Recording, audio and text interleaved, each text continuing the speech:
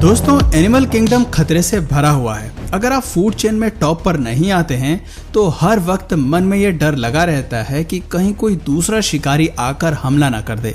हालांकि कुछ जानवर ऐसे हैं जिन्हें खुद को शिकारी जानवरों से बचाना बखूबी आता है, जिनमें से कुछ जानवर छिपने की कला में माहिर हैं तो कुछ का डिफेंस मैकेनिज्म उन्हें लड़ने में मदद करता है। लेकिन जानवरों की दुनिया में एक जीव ऐसा है जिसके डिफेंस मैकेनिज्म के आगे किसी की भी नहीं चलती, और वो है इलेक्ट्रिक ईल। इसके नाम से ही आप समझ गए होंगे कि पानी में रहने वाला ये जीव अपने बचाव के लिए इलेक्ट्रिसिटी का इस्तेमाल करता है, जो कहीं और नहीं बल्कि उसके शरीर से ही निकलती है। पर यहाँ सवाल ये आता है कि क्या बिजली के झटके देने वाली इलेक्ट्रिक ईल एलिगेटर जैसे खतरनाक जानवर को अपना शिकार बना सकती है, या फिर एलिगेटर का खतरनाक बाइट फोर्स इस इलेक्ट्रिक ईल को चारों खाने चित कर देगा। दोस्तों, बचपन में आपने भी कभी ना कभी 9 वोल्ट की जो बैटरी होती है उसे अपनी जुबान पर लगाकर उसका स्वाद चखने की कोशिश करी होगी, और उसका एक्सपीरियंस भी आपको याद ही होगा। ऐसे में आप खुद ही सोचिए, जब 9 वोल्ट की बैटरी हमको अजीब सा झटका महसूस करवा सकती है तो ये इलेक्ट्रिक पावर बढ़कर 860 वोल्ट हो जाए तब क्या हाल होगा। क्योंकि इलेक्ट्रिक ईल जब किसी को झटका देती है तो उसे इतना ही पावरफुल इलेक्ट्रिक शॉक लगता है। इलेक्ट्रोफोकस इलेक्ट्रिकस, जिन्हें हम आम भाषा में इलेक्ट्रिक ईल के नाम से जानते हैं, ये एक प्रकार की मछली है। हाँ, भले ही इसके नाम में ईल शब्द देखने को मिलता है और ये दिखने में भी उन्हीं की तरह है, पर ये ईल नहीं है, क्योंकि ये मछली नाइफ फिश के जिम्नोडोफॉर्मी फैमिली से बिलोंग करती है। यानी कि अगर साफ शब्दों में कहा जाए तो ये मछलियां कैटफिश की दूर की रिश्तेदार हैं। साल 2019 तक एक्सपर्ट्स का ये मानना था कि इलेक्ट्रिक ईल की केवल एक ही प्रजाति है, लेकिन जब खोजबीन हुई तो ये पता चला कि इनकी 2 और प्रजातियां मौजूद हैं, जिनका नाम इलेक्ट्रोफोरस वारी और इलेक्ट्रोफोरस वोल्टाई है। दोस्तों, 8 फीट तक ग्रो करने वाले ये जीव वजन में करीब 44 पाउंड तक के होते हैं, और आप इलेक्ट्रिक ईल को साउथ अमेरिका के नॉर्थ वेस्ट इलाके में देख सकते हैं, जिनमें अमेज़न और ओरिनोको रिवर बेसिन भी शामिल हैं। वैसे तो इलेक्ट्रिक ईल कई तरह के जीवों को अपना भोजन बनाती है, लेकिन इन्हें मीठे पानी में रहने वाले स्लो मूविंग क्रिएचर्स कुछ ज्यादा ही पसंद है, क्योंकि ये अपने शिकार को इलेक्ट्रिक शॉक देती हैं, जिसकी वजह से या तो वो अधमरा हो जाता है या फिर वो मर ही जाता है, और तब इनके लिए अपना भोजन बनाना बहुत ही आसान हो जाता है। इसी तकनीक का इस्तेमाल करके ये जीव मछलियों से लेकर छोटे छोटे मैमल्स तक हर किसी को अपना भोजन में शामिल करते हैं। दोस्तों, आपको बता दें कि वेनेजुएला में रहने वाली एक इंडिजियस ट्राइब है जिसका नाम इलेक्ट्रिक ईल एरिमना है। दोस्तों, इस ट्राइब के लोग इलेक्ट्रिक ईल पकड़ने के लिए जंगली घोड़ों का इस्तेमाल करते थे, जहां ये अपने जंगली घोड़ों को उन इलाकों में ले जाते थे जहां पर इलेक्ट्रिक ईल बहुत बड़ी संख्या में हो। वहां जाने के बाद कबीले के लोग इंतजार करते थे। घोड़ों को पानी के अंदर पाकर जब इलेक्ट्रिक ईल घोड़ों के नजदीक आए और उन पर वार करने की कोशिश करती थी, वैसे ही इस कबीले के लोग उन्हें अपने चंगुल में ले लेते थे। और आप ये जानकर तो और भी हैरान हो जाएंगे कि बिजली के झटके देने वाले इस जीव को पकड़ने की ये टेक्निक अभी तक चलती आ रही है। इस टेक्निक के बारे में सबसे पहले 18वीं शताब्दी में पर्शियन एक्सप्लोरर अलेक्जेंडर वॉन ने लोगों को बताया। इन्हें इलेक्ट्रिक ईल को लेकर कुछ ज्यादा ही दिलचस्पी थी। इन्होंने वेनेजुएला के remote rain forest village Los Llanos में कई सारे एक्सपेरिमेंट किए ताकि ये इलेक्ट्रिक ईल से लगने वाले बिजली के झटके की पावर का अंदाजा लगा सकें। हम आपको बता दें कि इनके एक्सपेरिमेंट बहुत ही ज़्यादा खतरनाक होते थे, जिसमें ये किसी भी वोल्ट मीटर और एम्परेज मीटर का इस्तेमाल नहीं करते थे, बल्कि अलेक्जेंडर इलेक्ट्रिक ईल को हाथों में पकड़ लेते थे ताकि इस बात का अंदाजा लगाया जा सके कि इनसे लगने वाले इलेक्ट्रिक शॉक्स किस लेवल तक खतरनाक हैं। कई बार तो इलेक्ट्रिक ईल से मिलने वाले इलेक्ट्रिक शॉक की वजह से काफी समय तक उन्हें कुछ भी सूझबूझ नहीं रहती थी, और जब कई घंटों बाद ये होश में आते थे तो वापस से अपने द्वारा महसूस किए गए इलेक्ट्रिक शॉक को नोट करते थे। दोस्तों, अब भले ही लोगों को ये पता हो कि इलेक्ट्रिक ईल बिजली के झटके देने वाले जीव हैं, लेकिन इस बात को जानने में 100 साल लग गए कि आखिर ये अपने शरीर से इलेक्ट्रिसिटी कैसे क्रिएट करते हैं।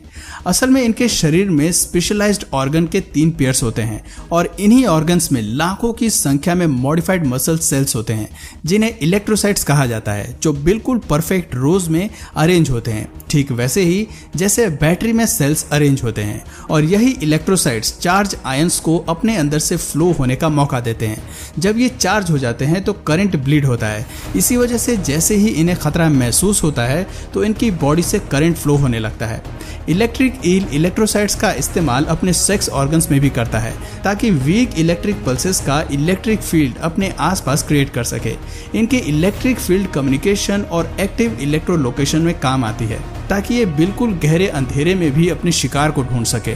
और सिर्फ शिकार ही क्यों, अपने आप को शिकारी जानवरों से बचाने के लिए भी ये जीव ऐसा ही करते हैं।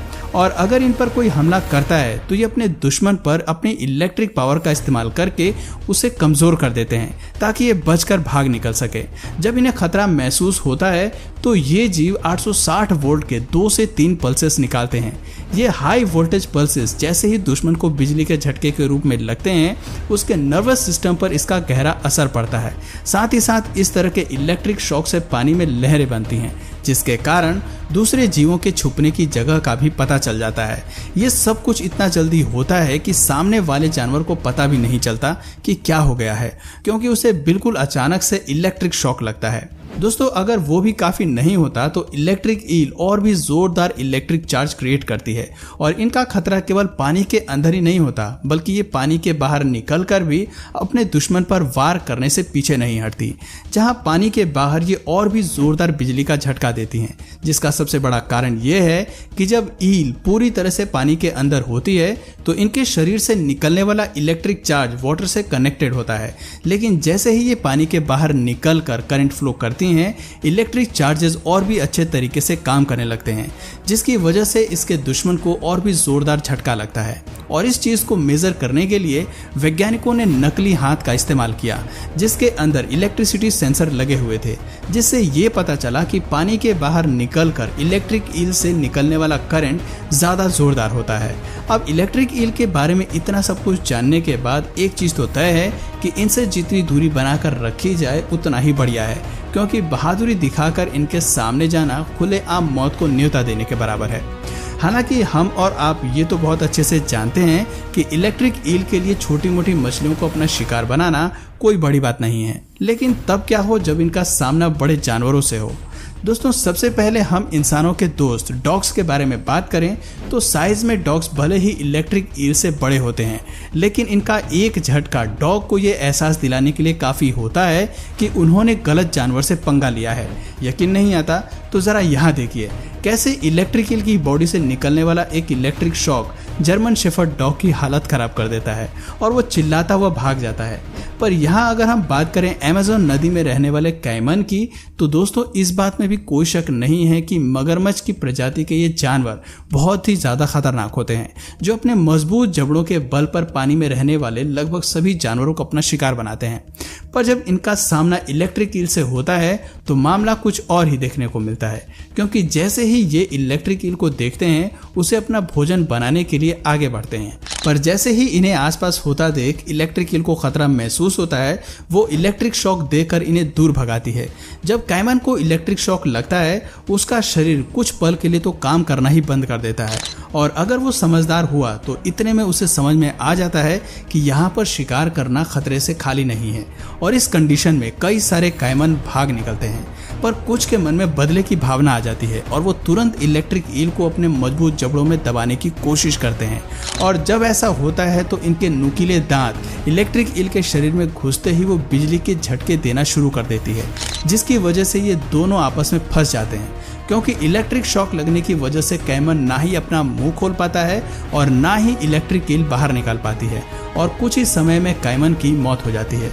पर दोस्तों, जब बात इंसानों की आती है तो कई बार इलेक्ट्रिक ईल से मिलने वाले इलेक्ट्रिक शॉक की वजह से लोग पानी में डूब कर मरे हैं, लेकिन किसी की भी मौत इनके हमले से नहीं दर्ज करी गई है। ऐसे में ये कहा जा सकता है कि इंसान एक इलेक्ट्रिक ईल का झटका सहन कर सकता है, लेकिन मुश्किल तब आती है जब एक साथ कई सारी इलेक्ट्रिक ईल हमला करने पर आ जाती हैं।